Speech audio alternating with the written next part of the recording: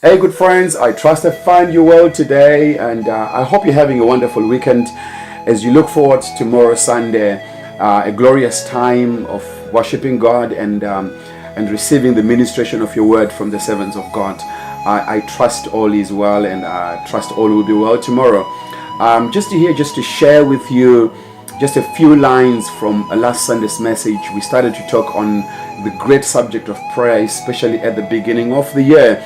And we're running a series of teaching on prayer titled The Influence of Prayer, looking specifically on the 3 P's of prayer. So last Sunday we started to look at the first P, which is the place of prayer.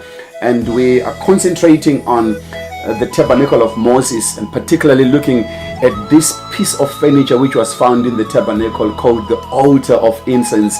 The altar of incense spoke or was a symbol of the ministry of prayer, ministry of intercession or of worship, primarily looking at the Lord Jesus Christ, and secondly looking at the believer, the place of prayer or intercession in the life of us as believer, but obviously learning from the great intercessor Jesus the Christ, whom Hebrews says he is seated at the right hand of the Father, where he lives to intercede for us.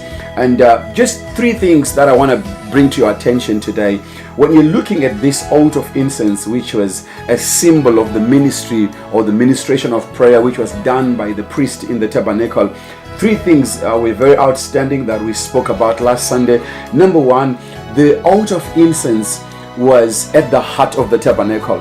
When you look at the positioning of all the pieces of furniture in the tabernacle, from the altar of burnt offering to the brazen laver to the golden lampstand to the table of shewbread to the ark of the covenant, when you look at the altar of incense, it was at the heart of the tabernacle, such that if you are to visualize Jesus Christ lying on top of the tabernacle with his hands wide open like on the cross, what you soon realize is that the altar of the incense is exactly at the same place where the heart of Jesus Christ was, just simply signifying the place of prayer or intercession in the ministry of Jesus Christ.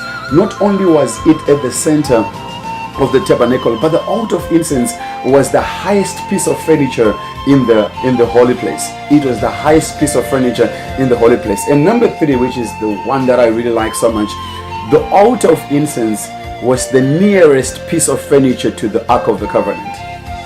The altar of incense was the nearest piece of furniture to the ark of the covenant. And you know, when we're talking about the ark of the covenant, we are talking about the presence of God. We're talking about the throne of God. We are talking about the glory of God. We're talking about the fullness of the Godhead. And it was the altar of incense which was nearest to this ark of the covenant. And what only separated it from the ark of the covenant was the veil. Now, the glory in all this is that when you come to the New Testament, the veil was torn when Jesus Christ died on the cross.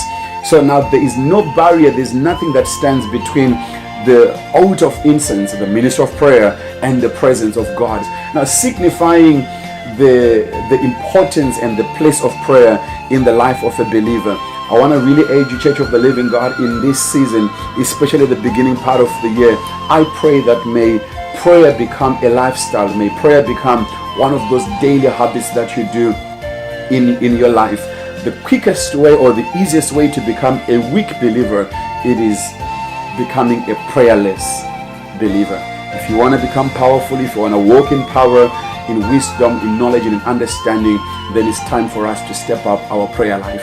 Hey, good friends, if time and space permits you, let's meet tomorrow as I'm going to be sharing on part number 2 of the influence of prayer, where I'm going to be dealing on the last 2 P's of prayer, particularly the preparation and the participation. The preparation and the participation.